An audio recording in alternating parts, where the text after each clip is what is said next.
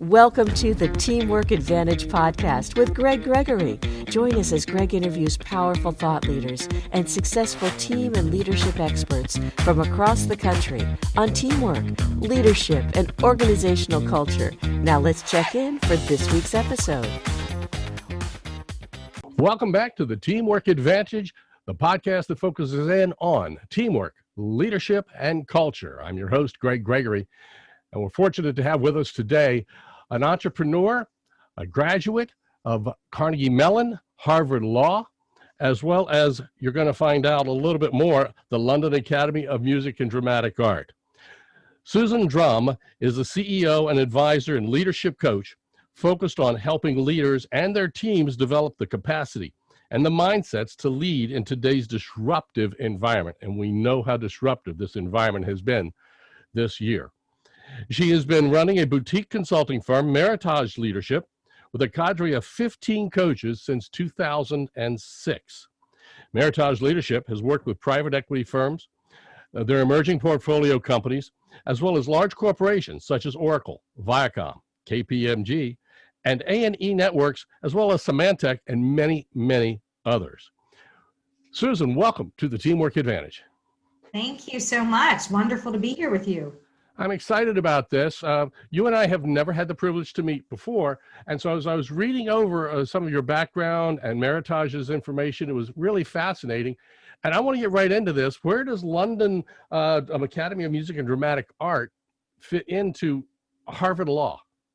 You never know where a gut instinct is going to take you, is what I would say. Absolutely. And most people think that I went to drama school first and then law school, but it was actually the other way around.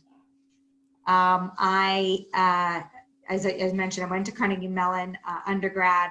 Then I went to Harvard Law School, and I decided pretty early on I did not want to practice law. I was working for different law firms during my summers, and I just could tell this was not going to be good. And I remember dreading graduating because I'm like, what am I going to do? I have $100,000 in loan debt. I can't just, I've got to find something else. So I got into consulting at BCG, Boston Consulting Group, and did management and strategy consulting and a couple other different twists and turns. I went to work for NBC television in their marketing and business development side. So I think I was always interested in media and the acting world. I'd always done acting on the side, but at one point I felt very lost in my career. Honestly, I wasn't. I know I need to be passionate about something to really dig in. And I didn't, I felt a little lost. And here I am with these degrees and, plenty of opportunities, but I didn't have the passion for it. And so I just decided to take a hiatus, think of it as like a sabbatical, and go to what I was passionate about, which was acting. And I was living in London at the time, and applied for some programs and got into a wonderful program that focused on Shakespeare, Restoration Theater, and Chekhov, the classics. But here's the thing.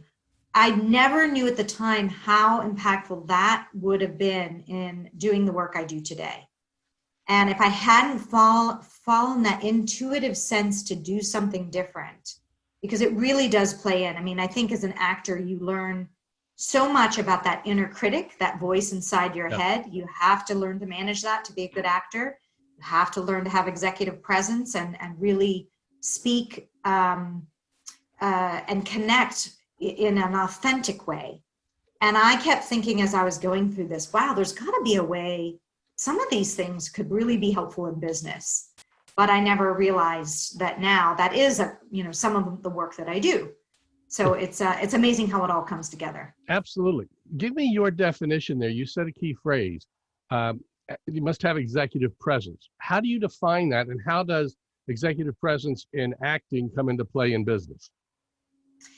I think it's this ability to be, first of all, presence is being present. Mm-hmm. So often I see leaders that are far too distracted, that can't necessarily feel they don't give their attention and being able to connect in that way. Right. But internally, it's a confidence that comes through. And it's a combination of strength, which is the confidence side, and warmth, which is kind of the heart side, the vulnerability side.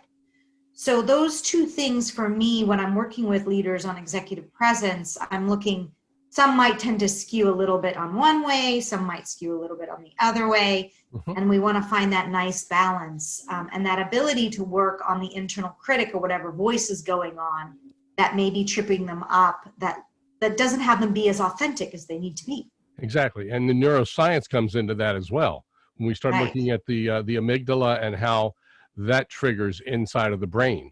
So that's a huge part of that. If they're too focused on the factual side and not being soft enough on the warmth side. So that can be a challenge. Right. That's fascinating to recognize that. Now, you're primarily focusing in, the program we're going to talk about today is building resilience. And you offer that, I think, through several different aspects through Meritage. The question is, we've always known leaders need to be resilient. I think that's just been the case at least 50 years or more. They have to find ways to reinvent themselves all the time. How is it different now? I mean, we've got the COVID-19 pandemic. It's still in full swing.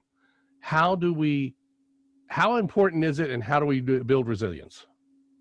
I think, yes, you're absolutely right. It's always been important, but the importance of it has really come to the foreground of you better be resilient or you may not make it through, essentially, and your business. And we're faced with disruption at a level that we've never seen in the past. So if you think about it, change is happening with escalating complexity. Things are getting more and more complex, faster and faster. And it's a little bit like a wave. If you can't keep up with it, it will, crash over top of you. So I was interested in this concept of resilience well before the COVID crisis hit, because, I looked at leaders and I wondered why the very similar situations would be presented to them. And why would one leader be totally fine and able to handle it and surf with it and almost kind of get a little relish out of the challenge, and another leader fly off the handle and lose it? And I kept thinking, well, is this something that's innate? Were they born with it? Can it be learned?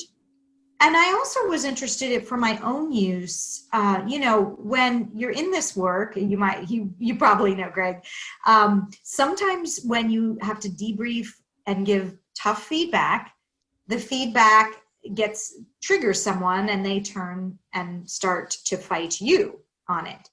And so having sometimes, what's that? They take it personal. Yeah, they take it personal, but they also attack you in the process. Right. In the process, they will attack, yes. Yeah. Or, you through the data, whatever that it is. But you can tell that it's beyond, hearing the feedback. It's just a protection mechanism. But you can know that, but when you feel that energy coming at you so many parts of the day, so many times during the day, it can affect my resilience to stay present, because I could easily then it could bring me down. So I was interested in both for myself and my ability to handle sometimes very tough situations. I hate to use this. My dad was a dentist, so I hate to use this analogy, but sometimes trying to get this feedback, people aren't usually really super excited, but they know they need to do it, yes. And so I can feel that energy coming at me, and I want to create a safe enough space for them to hear it and to do things, but I need to be in a good space in order to make that happen. So I wanted to do it for me too. So one of the things we talked about a little before we went online here was about 360 feedbacks. Is that something that you do? Because can you develop, let's look at it this way. There's questions always been asked about leadership. Are you born with it or can you develop it? What about resilience? Are you born with that, or is it something that you can learn and nurture and create? I believe the latter. Mm-hmm. And what I've seen in leaders, I've been doing this a long time, since 2006, with my own business since 2003 in leadership development. I've seen leaders develop it over time. So I have the length of time to see that people can develop it. And I've developed greater resilience by using some of the techniques that we use. So it is, yes, I do believe some people may be naturally more resilient than others. And a lot of that has to do with upbringing, what type of challenges did they face as children and how did they overcome them. But wherever you are is where you are. So that's what we have to work with, and you can grow where you are. Just like you can grow new neural synapses and pathways in the brain, so too, resilience is just one of those. So right. Absolutely, but it requires focus and it requires practice. And it requires repetition, a lot of that. Yes. Yeah. I'm going through a book right now, again, called The Atomic Habits, about using the little habits to create the big changes. Yes. And the power in that. So let's talk about the 360s. You guys use a 360 in your business. Is that right? That's right. That's right. Now, is that a tool that is used to help develop a resilient for a leader, or is it something else?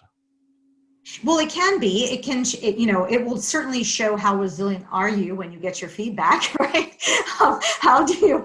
I always like you are who you are in everything you do. So it's a good indication of how you handle it. But yes, it looks at what we want to look at, and all the assessments you use is under stress and in conflict. How do you show up?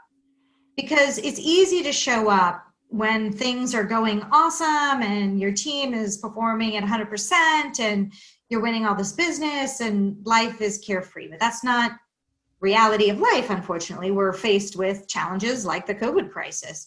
And so what we want to look at in the 360 is how are you handling challenge and adversity, and how is your team experiencing you through that, right? What does your leadership look like as a result of that? So what are you seeing with some of your clients? How are they being resilient, or how are they stumbling through their resilience through this COVID-19? I mean, let's face it, we've been turned upside down a number of times.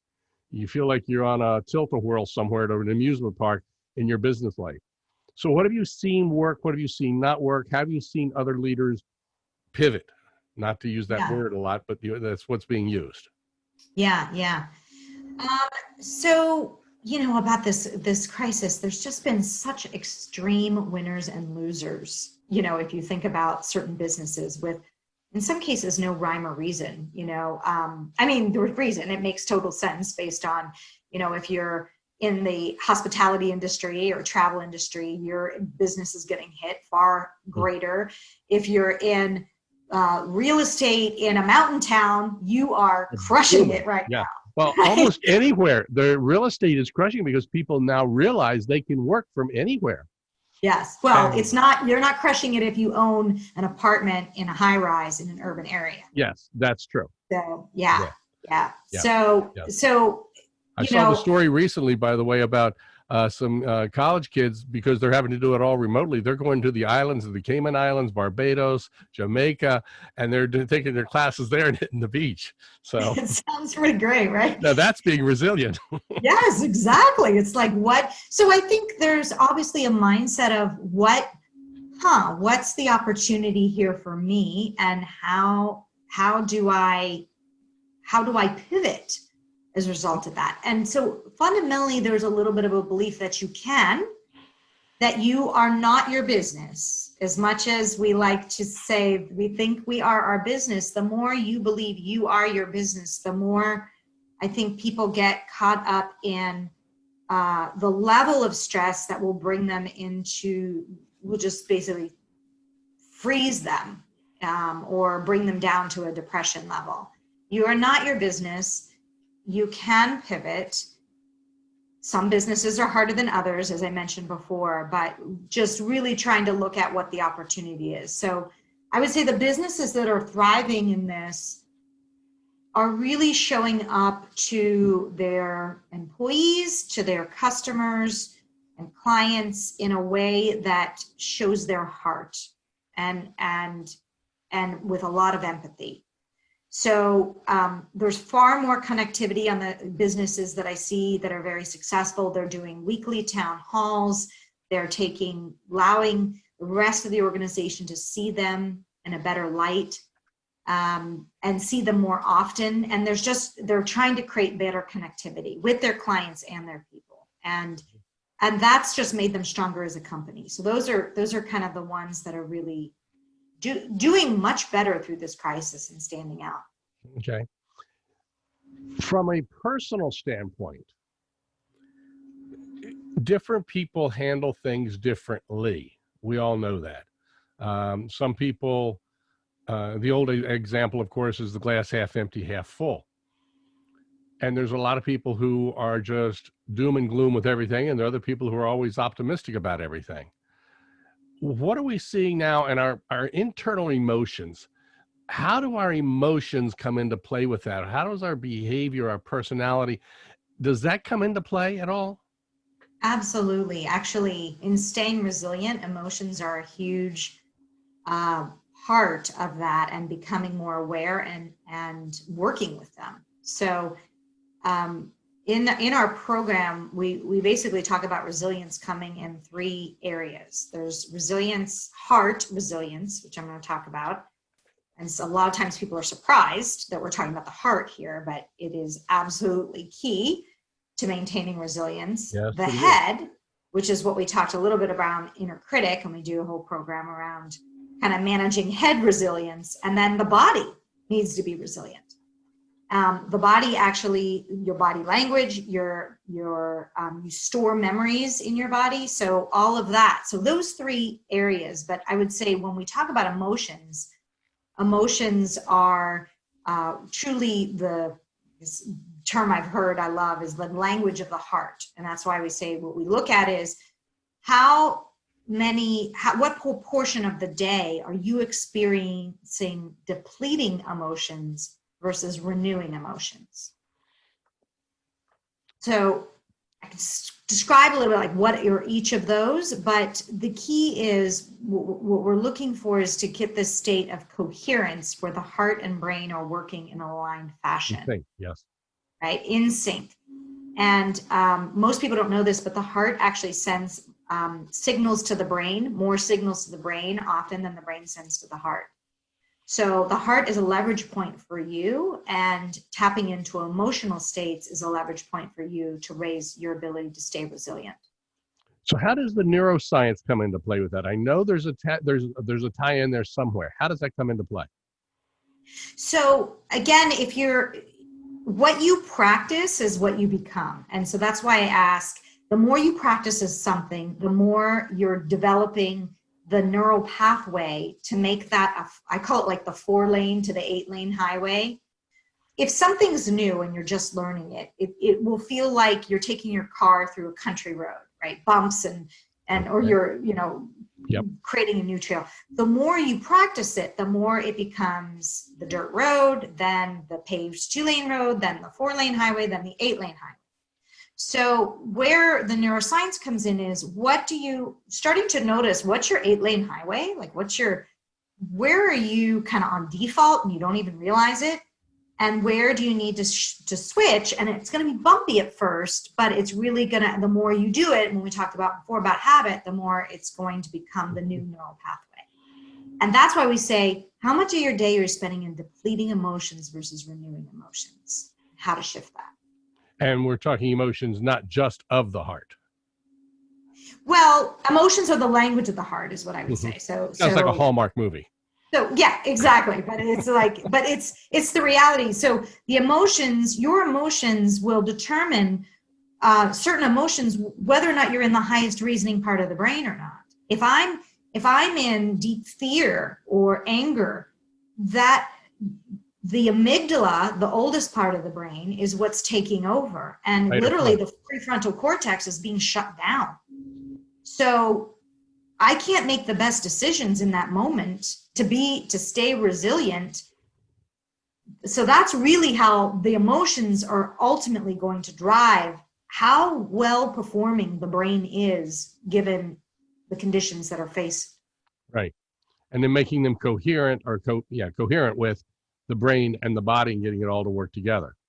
Yes. Because right. they all will drive each other. It's a centrifugal force at that point. Yeah. If we were to talk and figure out 3 things that the average person whether it's a CEO, a frontline manager, a mid-level supervisor, or a frontline supervisor working in a manufacturing plant. Regardless of the level, are there three things that kind of are the core that anybody can do to work right now towards starting to build their own resilience? Yes. I would say what I wanted to share with you was one easy technique. I don't even want to give people three things. I want to give them one easy technique, and it is so simple that you might be like, really? That's it? That's what you're talking about? And I will tell you, it makes a tremendous difference. It has to do with, now when I say it has to do with connecting to specific types of emotions and a specific breathing technique, which again gets the heart and brain in sync. And when I say depleting emotions, what I'm talking about is frustration, irritation, anger. Those are, anytime you're feeling those through the day, what's happening is about 1,400 biochemical changes are occurring in your body. You're getting cortisol is being released into your system. All of those are preparing the body to fight and flight or freeze, essentially. But they're designed to be a short-term fix to take care of you, but they have long-term consequences. The problem is when you're feeling them more often in a day, then you're getting that impact to your body. Contrast that with renewing emotions. Renewing emotions are gratitude, care, love, appreciation.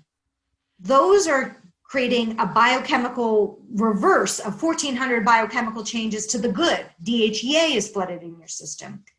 All sorts of renewing, it's basically renewing and vitality. So if I want to practice more of that, I'm going to have to get into sync to be able to do that more often. So I literally create the habit in my leaders to do this technique. So the technique, I'm happy to walk you through it if you want to, if you're game to try it with me. And by the way, what you're talking about there, it reminds me of something from Dr. Stephen Covey's book, The 7 Habits of Highly Effective People, when he was talking about the emotional bank accounts. Now, he was talking about it with other people, of what you can do to put something into their emotional bank account to get them to feel better. And in this case, we're putting into our own emotional bank account, whether it's increasing the positive or the negative or decreasing the negatives. Yes. And you can think about it as, I'm going to do this so that I build my resilience, and think of it as an inner battery. So you're building what we're about to do, build your inner battery so that when change comes at you, and it will, you are better able to handle it. And I like to use the phrase unmessable with. You're not as knocked off. Let's make sure we got that word right. Unmessable. Exactly. Okay. Yes. Yeah. We got to check Webster, see if that's in the dictionary. Yes. So this technique, by the way, was developed by the HeartMath Institute, who does a lot of research on the emotions and how they impact both health, overall health, as well as brain function. Okay.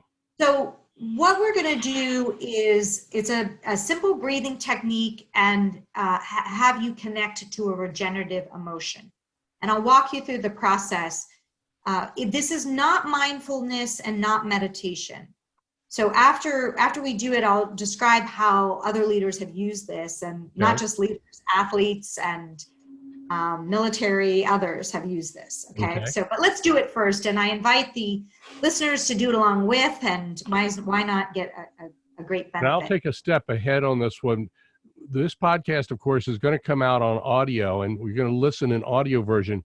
When it comes out in video, make sure you come back and watch the video portion. I think it's going to be equally as helpful. Yeah, great.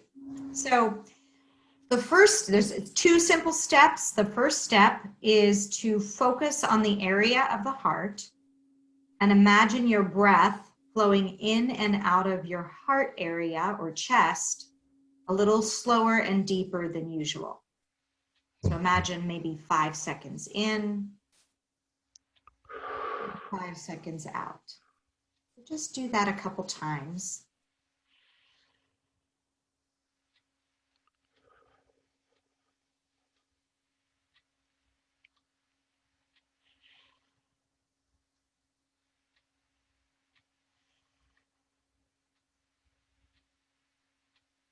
Now, while you do that, make a sincere attempt to experience a regenerative emotion, such as care, appreciation, or love for someone or something in your life. I like to think about my new puppy.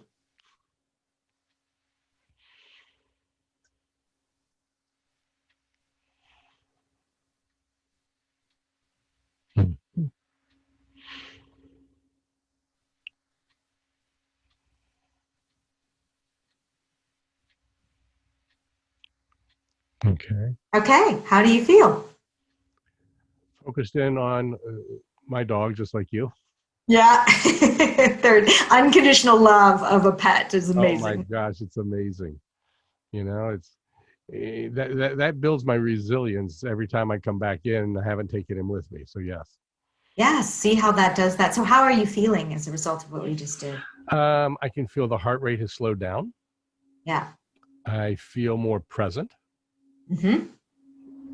more like the pressures have slipped aside. They're over here, out of the way, and Yeah. just living in the moment. I mean, I hate to use that term, but that's kind of how it feels. Yeah. More present. And that is executive presence, right? Excellent. Right there, right then Okay. and there. Here's the thing, you can do this. So I do this to build my levels. There's actually an app that we can show through heart rate variability whether or not you're in coherence. So the way coherence looks, and that's basically what we did, we synced up in that process the heart and the brain. Your heart rate variability looks like a perfect sine wave. When you go into incoherence, which is those depleting emotions, and your heart and brain are kind of, think about it as 1 foot on the brake, 1 foot on the gas, it's like a jagged line. And I'll tell your listeners about where you could get one of these apps, and you clip it to your ear to monitor your heart rate variability, and it helps. It's a program that helps build your resilience. So at the end, I'll show you where you can get that. Okay. I use that every day, and it allows me to track how well am I staying in coherence and building that over time. And Through the day. so what, I don't wear it through the day. So what I do is I just do it in the mornings. Mm-hmm. And I do it every morning, and I do this technique, and I'll do it for a little bit longer than we do, but you can do this in 1 minute or 2 minutes. I kind of use that to top off my battery, but I want to start my day with a full battery. So I just do that technique for about 10 minutes, 5 to 10 minutes in the morning and 5 to 10 minutes before going to bed. And then throughout the day, perhaps like right before we got on the call, I wanted to center myself. I did this technique, and I come in a much more present, focused way versus whatever else was going on, like the lawn guy showing up and all other sorts of stuff that might have interfered with our podcast. And so I think that ability to practice it, what I've noticed for myself over time is you get a certain score every time, like how well we're in coherence. I've been doing this, I think, for about 2 years now. And I keep upping my challenge level, because you can change the challenge level, and it's higher and higher coherence. What I notice happening in my life is when things come at me, I am not as triggered. And I also know that when I am triggered, which we're human beings, we're going to get triggered. Yes. I know what to do in the moment. And that's why when I recently was at a conference with others who had learned this technique connected to heart math, there were people there from all different types of businesses. There were and professions. There was an F-16 fighter pilot. There was the head of chief of police for all of Colombia, the country, and he was there to teach his officers this technique. And part of it is this ability, when stressful events come at you, to shift and reset in the moment. So that's why I say it's not like, meditation is awesome, and I do meditate as well, but it's not like you have to go off. You're in a meeting and you're feeling your blood pressure rise. Just, no one has to know that you're doing that. You just take a moment, breathe a little slower and deeper than usual, and connect to a regenerative emotion. And you will see the difference in your ability to handle that situation. Increasing the oxygen in the body is an amazing thing. Yes. And so often Yes. we just sit there and we're going, and the panting breath, and that's not helping us. We need to slow that breath down. Yeah, exactly. Mm-hmm. And so that's just one technique, and not all our techniques are breath related, but this one is a simple one that I can share with listeners on the podcast that I just know people are struggling right now. And I really wanted to get this message out so that Right. they have something they can do. Well, that's powerful to think about that. And the key thing there was that I really liked was just take 1 or 2 minutes. Yeah. Because when I try to sit and meditate, and I've got friends of mine who are great at meditation, they've worked with me, and I struggle with hard meditation because after about 3 minutes, I am so distracted. My brain is going in different directions after about 3 to 5 minutes. So this is 1 to 2 minutes to get me recentered, which I think is powerful. Yes, exactly. It's a recentering tool. But in addition, that's why I also encourage you not just to do it when it's in the middle of the day, but build your resilience when you don't have all the distractions. Right. Exactly. Right?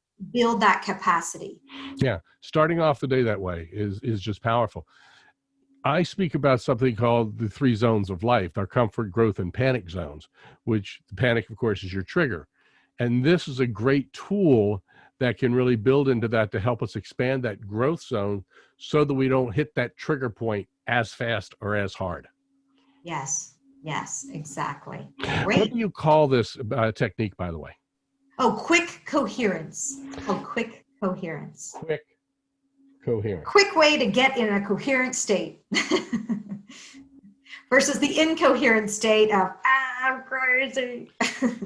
The overwhelmed state that I've been in for a lot over the last few years. So yes, Yes, that is powerful. As we get ready to wrap up, resilience is key. What is something that a leader can possibly do with his or her team to help them build a little resilience? Obviously, we can talk about the quick coherence concept, but if we've got listeners out there today who are leaders themselves and leading other teams, and they're struggling with how they can do things with their people, they may not always have team members that have webcams and the ability to get on cameras and do things. Is there something that we can get that's easily transferable? Yes.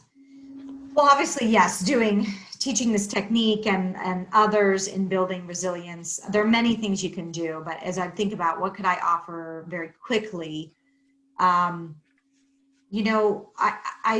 I'm a big believer in looking for the small wins and the big wins. So starting your call with asking someone to share a win or a success story puts everyone in a better place.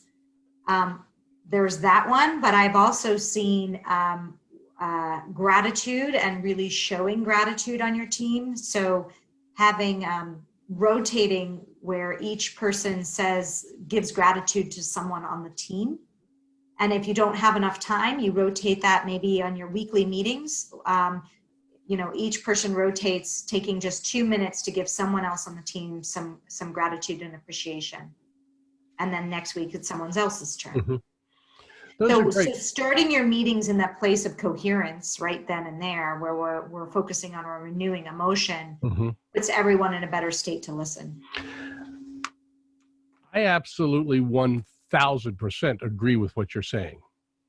What do you say to the person who says, this is a bunch of foo-foo? Well, that's so funny. Hey, they're entitled to that. Like, I'm not here to convince you. I just know what works over time. And you've seen it work with people, like you said, the fighter pilot and things of that nature. And I've had other people on here. I've had a fighter pilot on here who talks about being centered in the same way. So yes. Yeah. Don't listen to what I say. And if you've been able to build resilience in some other ways, that's awesome. This is not the end all be all of all techniques by any means. Nope. I've found it works for a lot of people searching for that. And it's a simple tool. It's a simple tool. And if it doesn't work for you, then I hope you have a technique. But the key thing is, I hope you have a technique. You have to have something. Yes.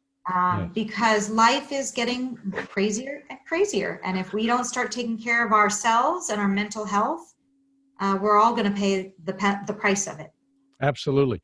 And information is coming at us today so much faster than it ever has in history. And even in the last 3 to 5 years, it's faster than it was the previous 5 years. And it's just amazing at that. And we're getting so overwhelmed just by watching the people, even on the roads driving, even because you're there in Arizona and I'm here in Maryland, people are driving a little bit more crazily right now. So you talked about an app. You want to give us how we can get that app? Yes. So we have a little download that talks about the benefits of resilience and has an infographic of the model that we use that I mentioned before of head, heart, and body, and how those all relate to leadership competencies. At the bottom of that page, we have the information to get the inner balance sensor. So the link is basically my name / teamwork advantage. So it's Susan Drumm, SUSANDRUMM.com /teamwork advantage, all one word. Just like the podcast. And you can put that in your show notes too. Teamwork advantage. Yes. I've got that written down. I'll make sure it shows up on the podcast and they can see it in the wherever they, so it'll come out there so they'll be able to see it as well. Awesome. It's been a privilege to have you on board here today. The Teamwork Advantage, we do focus in on teamwork, leadership, and culture. Because let's face it, we need all three of those to really have a driving, successful team, business, personal life, family life, social life, and all of that comes in together. And our guests here are really great to help us focus in on that from so many different directions. Susan Drumm, again, thank you so much for being here. Until next week, when you join us again on the Teamwork Advantage to hear someone else share their thoughts on teamwork, leadership, and culture. Until then, make sure you make it a great day, because having a good day is only being average. Bye-bye. You've been listening to the Teamwork Advantage with Greg Gregory. Be sure to like, subscribe, and activate the bell icon to be notified of future episodes. To learn more about how Greg can help your organization develop a powerful winning culture, visit TeamsRock.com. That's TeamsRock.com.